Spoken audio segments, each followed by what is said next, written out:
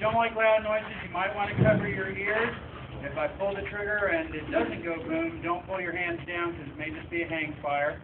And so now, once you present your piece, yes, fire!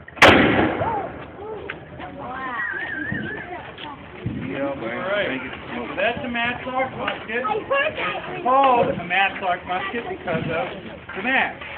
This is the ignition source in my left hand here. This is temp cord that's been boiled in a mixture of gunpowder and vinegar.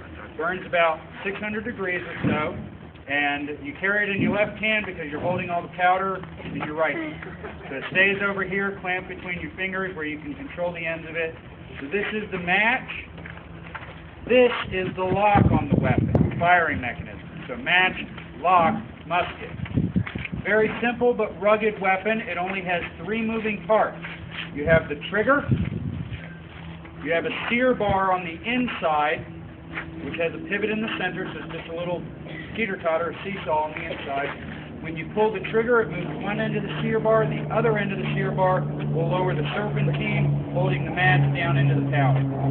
3 moving parts. Very simple, very rugged weapon. If the lock breaks, you can still take the match in your fingers and fire the gun by hand. So very simple, very rugged weapon. We usually like to compare it to an AK-47. It's like the AK-47, you can still fire the thing when it's break. So very durable, very rugged weapon. It is a military weapon, which is the other reason we compare it to an AK-47. This is a battlefield weapon. This is not a hunting weapon. This is not a sporting gun. This is a soldier's battlefield weapon.